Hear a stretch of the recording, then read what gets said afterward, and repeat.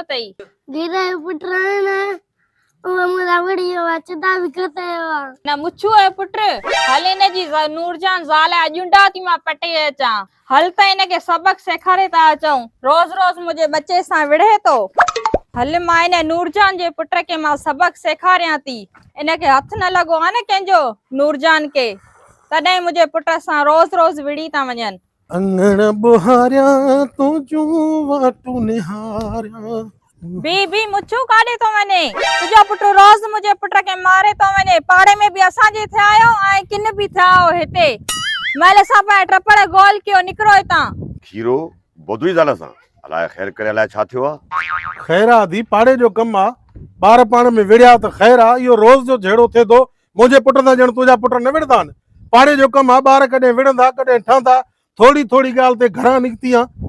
पाजे मुड़स के मोकलिया वो मुसा मिलिया ने घिटी में तू मुसा बी गलाए थी या तुझी इज्जत आ बाबा जे करे मुझे पुट जी गलती आ तो मां माफी तो वठा बा तो बदा बेरा ये न थींदो मां पाजे पुट के समझाया तो रोज रोज तुझे पुट ड्रामा आइन आई तुझा ड्रामा तुझी ज़ाल नूरजान समझे ही न थी न सुधरे थी हेता मेले सा निकरो भलो तव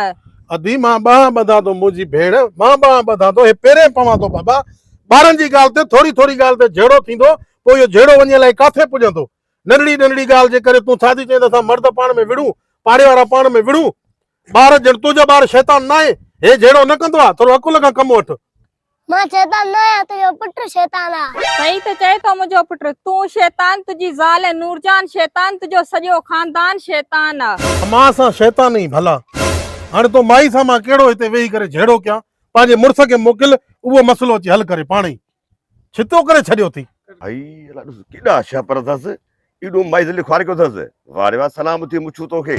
मूसा गलाए मुझो मुड़स सा छा गलाइंदे मुझो मुड़स इंदे ने ये मुछा पटे हाथ में दींदई मूसा गलाए माई तू असा का चढ़ी वई जान छड असा जी जान तुझी किए छडींदम मां तोखे बदराइंदम मां तोखे माराइंदम मां टंगराइंदी मां वन्या थी पाने गोजू के वठण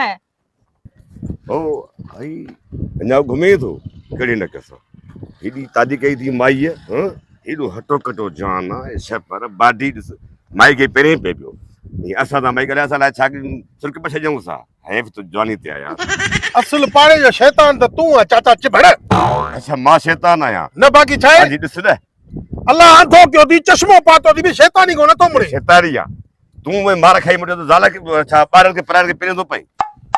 चाचा ने पराई औरत दा मां छा बेस क्या हुजे उन जो मुड़स त डीह जा तारा देखया तो न रनन सा विड़पो जा तरी भगो हजो ते तरी भगो हलियो वरी को बाबा तू मुके जीए समझ मां सही आ औरत ते हथ मां न खणदो तुझे खबर पई त केतरो तू मुड़स मानवा वाह वाह तू तो बड़ो मुड़स मानू आ सलाम हां सलाम थी अंधा बिना अंधा अल्लाह अच्छी दाड़ी तो खार क्यों थी घर वाली छड़े वे पुट ने कढियो थी अकेलो तरते पियो आ वरी असा के चेंदो शैतान मना पराई जैसा दा मां विड़ा पो मां मुड़स मानू पाड़े जो चंगो छड़ो शैतानी कराए कराए सजे पाड़े के ख्वार क्यों थी निभागा न मरे तो न जान थी छुटे हाँ मुके खबर आ तुझी